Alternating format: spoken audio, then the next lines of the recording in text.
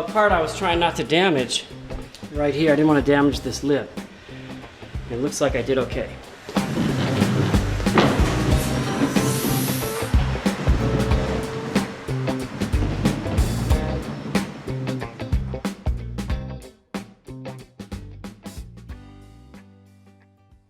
Good afternoon, everybody. I know I promised that this next video would be about the camper, me putting the axle in, and I got held off again, and here's why. Good evening, everybody. It's December 14th. It is 3 p.m. Just a quick update on the trailer. I pretty much got everything I need. I got all the parts, axle, leaf spring, bolts, hangers, got the hubs. The only thing I can't do is I can't weld yet because these 15 amp plugs work, but they're right at the limit for this welder, which is a 15 amp welder. I got a buddy coming out to put in a couple 30 amp plugs for me, which is what we had done at the rental house, if you remember. So he's supposed to come out this week coming up, which will be perfect timing as I'm going to get a long break for Christmas, and my whole Christmas break is going to be dedicated to getting that axle swap done and a lot of other things. There's diamond plate to do, trim work to do on the inside, and a reconfigure a bed thing because my boy's a lot bigger now and he barely fits up there. So there's a lot to do. I know I keep putting you off over and over and over, but we are almost there. So that settles number one. Number two, so I've got some good friends that I have known for many, many years. I've ridden, camped, hung out with them. We've done a lot together, a lot of hobby stuff together. And he's the guy that set my other good friend on fire one time.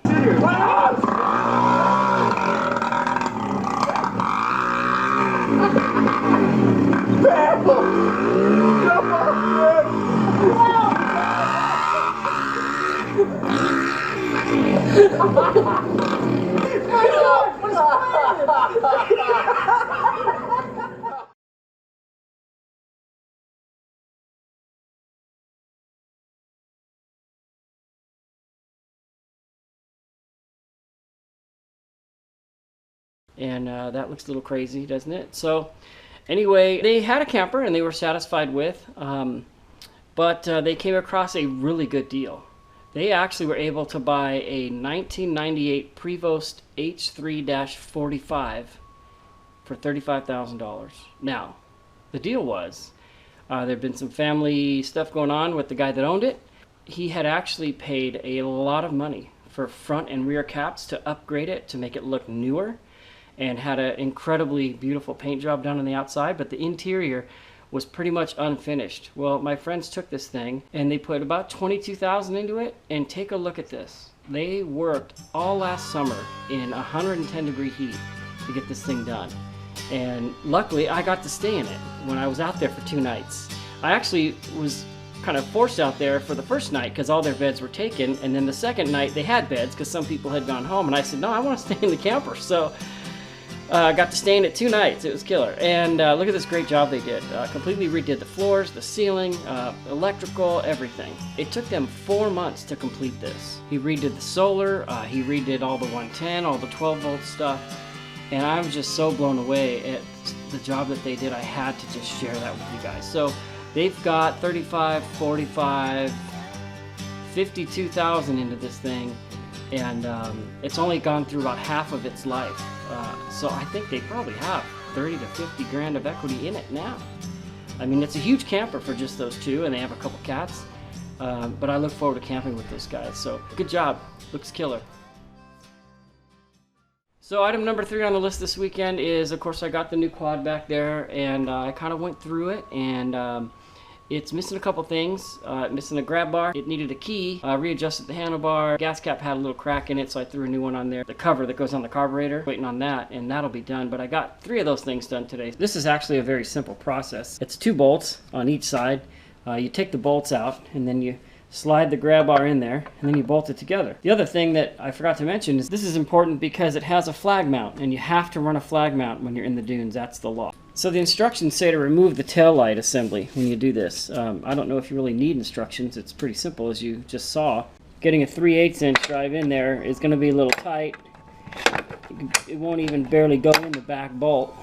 Even a 1/4 inch drive, once this bolt starts to come out, you're going to start butting up against the light here. So luckily I have these really trick wrenches that have a spline in them that will do the trick for me without taking up all that space.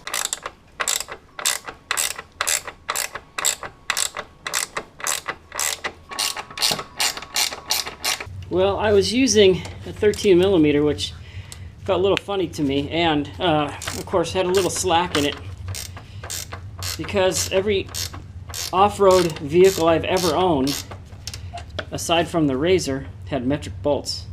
But this is actually a 1/2 inch, so I guess Polaris is all standard. I assumed this would be a 12 or a 14, and I ended up at a 13, and then I realized, hey, it's a 1/2 inch. So now we got all the bolts out. We'll do the old test fit here. And wow, that thing slid right in there. Look at that.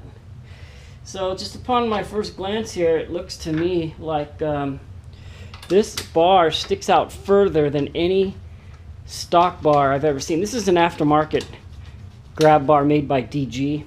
It's just a lot beefier. I did see the Stalker, and the Stalker was $30 less, but it was skinny little steel. This is beefy aluminum, which I like.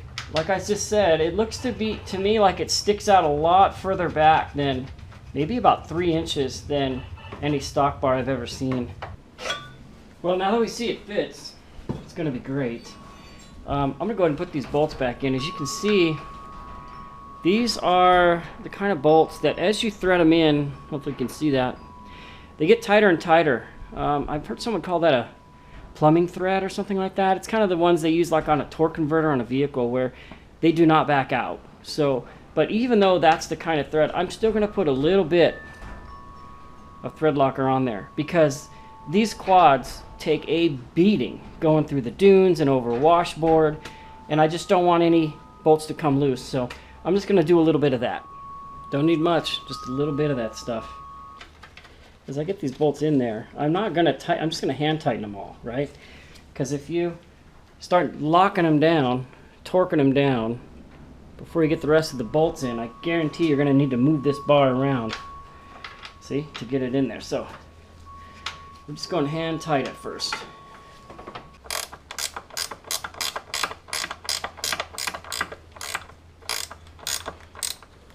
And there she is, and your flag goes right there. Boom. Alright, so see, now if you need to move it, you can just lift the thing and move it around, and you keep your back straight. So obviously you can't do that without the grab bar. There's nothing to grab onto, so stoked got that done. So another thing I found out is this quad only came with one key, which I absolutely hate when I only have one key. So I went ahead and I did the research to buy another key, and it's actually cheaper to buy a whole new ignition with 2 keys. It's cheaper to do that than to replace the one key. So that's what I did, and that's what I'm going to do. So we're going to start by taking this little screwed thing off of here, and that's going to release the ignition, that little thing. Now this does not want to cleanly come out the bottom, so we'll go ahead and get rid of this bad boy. Another thing I found out is Polaris likes to use Torx bit hardware. What is the deal with that? So I've never had to keep a Torx bit set in my mobile toolbox for when we're camping, but thanks Polaris. I guess I'll have to be doing that now. So take this off of here. Try not to tweak anything. And there it is. So we're going to unplug one and plug another one in. If I'm lucky, this will be simple. I won't break any fingernails or anything. So this little clip looks like that's keeping her on there. So we'll get that clip released. Wiggle her out. She probably hasn't been off since brand new, so I'm gonna take a little encouraging. Oh, okay. Hey, I wonder if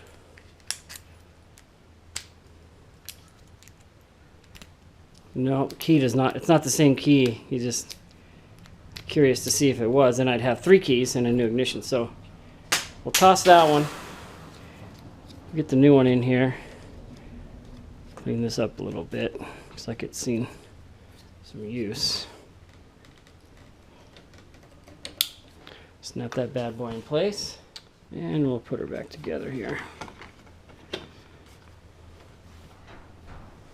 We'll use the new, that blue thing you see, that color blue that you see, that's just a plastic protector. That's a little piece of plastic that'll come off of there. See, if you scrape on it hard enough. I kind of like the blue, but that's just going to protect the steel. It's like, you know, when you buy a new appliance or something, they put that stuff on there. We'll get rid of that. Although I like the color. It looks cool like that. I'm going to give this a little more torque than the old one had on it. Finger tight's probably good, but I just want to have a little more in my finger.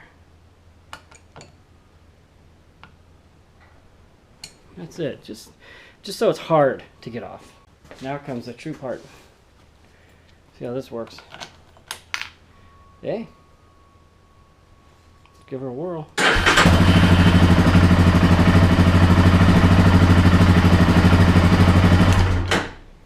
Look at that, brand new ignition, got 2 new keys, and second little doodad I wanted done. Hey, so that's pretty much it for this episode. I'm really looking forward to camping. It's been a year since we've been out there. The next video in great detail will document the axle swap as well as all the other stuff. So hope you guys have a good weekend. See you next time. Alright folks, we have a refrigerator.